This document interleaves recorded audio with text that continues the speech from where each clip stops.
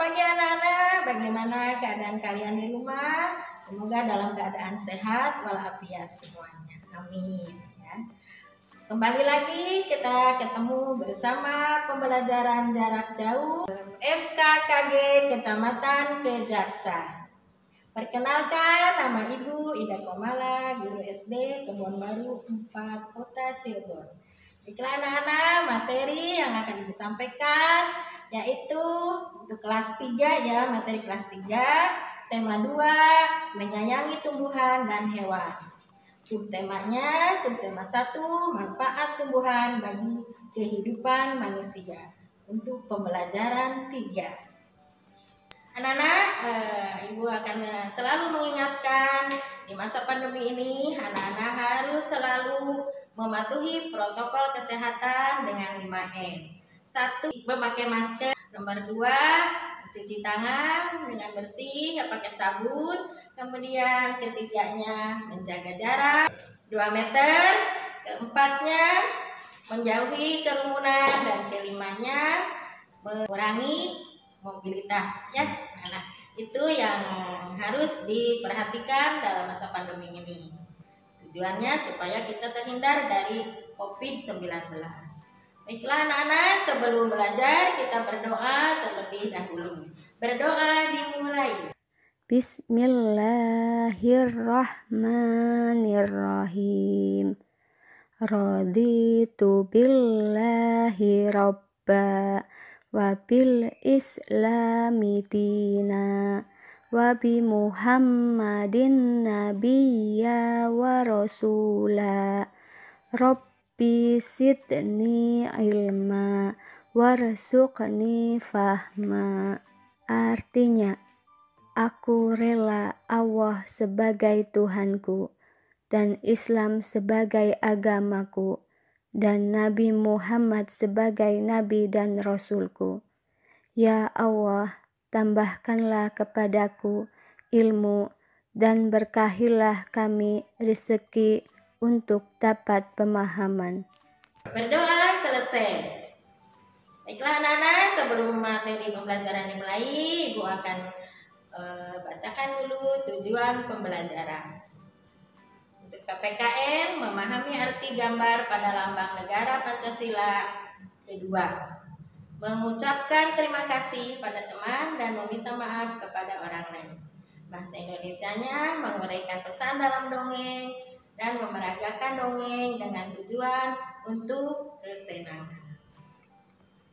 Anak-anak, untuk PPKN-nya lambang negara Pancasila, yaitu sila kedua ya, kemanusiaan yang adil dan beradab ya. Dengan simbol lambangnya rantai. Mata rantai membentuk segi 4 melambangkan laki-laki. Mata rantai membentuk lingkaran melambangkan perempuan.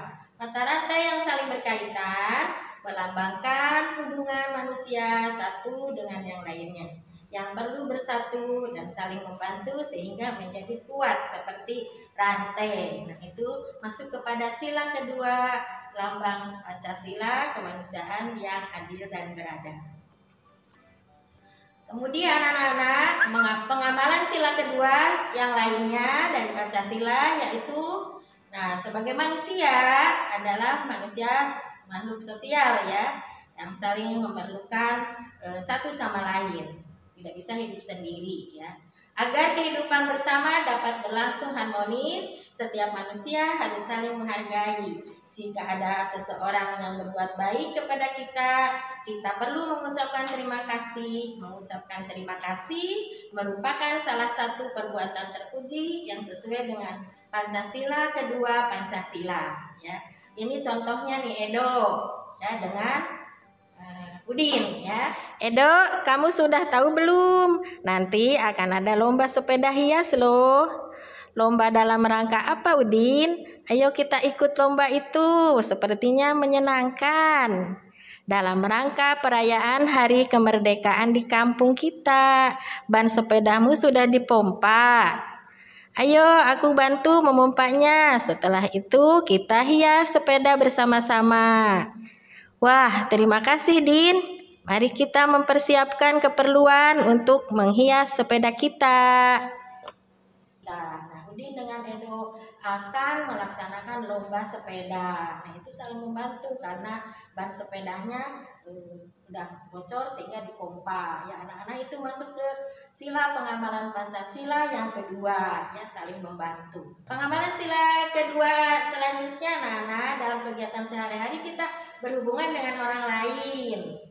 Nah, di sekitar kita, ya, kadang tanpa sengaja kita berbuat salah kepada mereka. Saat berbuat salah, kita sebaiknya langsung meminta maaf, ya. Meminta maaf diperlukan keberanian. Meminta maaf sebaiknya diucapkan dengan tulus dan ikhlas dari hati yang paling dalam, ya. Meminta maaf juga diucapkan dengan sungguh-sungguh dan niat baik untuk tidak akan mengulangi lagi. Meminta maaf merupakan salah satu perbuatan terpuji yang sesuai dengan pengamalan Pancasila kedua. Ya. Di sini Udin tuh minta maaf. Siti mohon maaf lupa membawa buku yang dipinjamkan kemarin. Tidak apa-apa, kata Udinnya.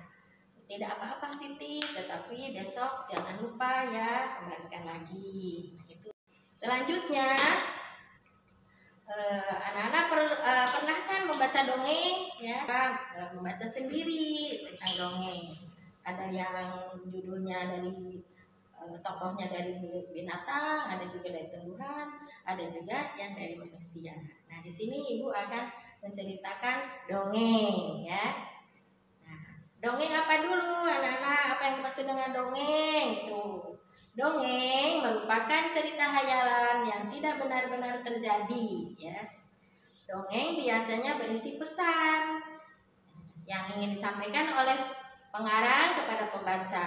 Untuk menemukan pesan tersebut, kita dapat membaca atau menyimak dongeng dengan cermat. Setelah itu, kita dapat mencatat tokoh, watak, ya, latar dongeng dan peristiwa dalam dongeng. Setelah menyimak dongeng, kita dapat menceritakan ulang dongeng tersebut dengan bahasa kita sendiri. Jadi anak-anak setelah menyimak dongeng bisa membacakan sendiri nanti, ya.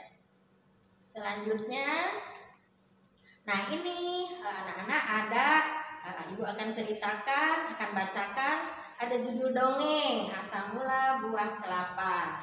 Anak-anak harus simak baik-baik, ya, supaya nanti dalam pesan dari ini kita memberi pesan kepada dongeng itu seperti apa, ya. Nah, ini judulnya Asal Mula Buah Kelapa, ya, sebuah dongeng, ya. Seorang laki-laki mendaki gunung yang tinggi. Ia ingin mengunjungi penyihir sakti. Penyihir sakti mempersilahkan laki-laki untuk masuk ke gunungnya. Wahai penyihir sakti, ada sesuatu yang ingin kumohon darimu, kata laki-laki itu sambil menunduk dengan hormat. Aku ingin diberi sesuatu olehmu agar aku menjadi seorang yang sangat berguna bagi setiap orang. Kemudian, permintaanmu cukup bagus, ya, sahut penyihir sakti itu. Ia mengeluarkan sebuah kotak hijau, ya, yang kecil. Dia berkata, kau baru boleh membukanya jika kau sudah tiba di rumah. Laki-laki itu menerima kotak hijau tersebut dengan perasaan gembira. Dia senang sekali, ya, dikasih kotak, ya, sama penyihir. Setelah mengucapkan terima kasih, dia berjalan menuruni gunung pulang. Di tengah perjalanan dia tergoda untuk membuka kotak hijau itu. Ia ingin melihat apa isinya, penasaran, ya, ingin sekali membukanya. Namun ia ingat, ya, nah, ia tidak jadi membukanya saat ia ingat pada pesan penyihir tadi, ya, saat pada pesan penyihir sakti itu tidak boleh dibuka, ya. Selanjutnya, nah, ketika tiba di kaki gunung, lagi-lagi dia tergoda, ya, ingin melihat isi kotak hijau tersebut. Ia lalu membuka kotak hijau itu. Tiba-tiba laki-laki itu berubah menjadi pohon dan daun panjang dan buahnya besar-besar. Terdengar suara penyihir sakti dari puncak gunung. Karena kau mematuhi kata-kataku, oh berubah menjadi pohon kelapa. Namun permohonanmu tetap terkabul. Oh sangat berguna. Tiap bagian darimu berguna bagi manusia. Daunmu, buahmu, dan batangmu dapat dimanfaatkan manusia. Sejak saat itu pohon kelapa cepat berkembang biak sehingga bisa dijumpai di mana-mana. Orang menghargai pohon kelapa karena banyak gunanya. Nah itu anak-anak, akhir dari cerita asal mula buah kelapa. Ya, anak-anak bisa menyimak dari dongeng tersebut ya, bagaimana akhir terjadinya. Jadi seorang laki-laki itu melanggar janji, yang mengingkari janjinya sehingga terjadilah disihir oleh penyihir menjadi sebuah pohon kelapa. Karena dia mintanya ingin menjadi orang yang berguna, sebuah pohon kelapa ya. Pohon kelapa juga banyak manfaatnya sesuai dengan permintaan laki-laki itu. Itulah anak-anak cerita dari asal mula buah kelapa. Nanti anak-anak bisa cari lagi dongeng yang lain ya, yang bisa bermanfaat untuk dijadikan kita untuk kedepannya ya. Nah itulah selanjutnya anak-anak. Nah ini ada pertanyaan untuk evaluasinya ya, kita jawab sama-sama ya. Mengapa kita perlu mengucapkan terima kasih kepada orang yang membantu kita? Yuk bagaimana jawabannya? Ya, kita juga harus mengucapkan terima kasih. Semestinya kita mengucapkan terima kasih karena kita sudah ditolong oleh orang lain ya, yang menolong kita. Kita jangan lupa harus berterima kasih pada saat ditolong orang. Kedua, bagaimana cara meminta maaf dengan baik? Anak-anak harus berani meminta maaf apabila salah ya. Meminta maaf dengan tulus hati dan ikhlas ya. Kemudian berjanji tidak akan mengulangi lagi perbuatan yang salah ya. Jadi harus dengan hati yang ikhlas meminta maaf. Nah, yang ketiganya, siapa yang dikunjungi laki-laki pada dongeng asal mula buah kelapa? Yaitu siapa anak-anak? Penyihir ya. Bagus. Seorang penyihir.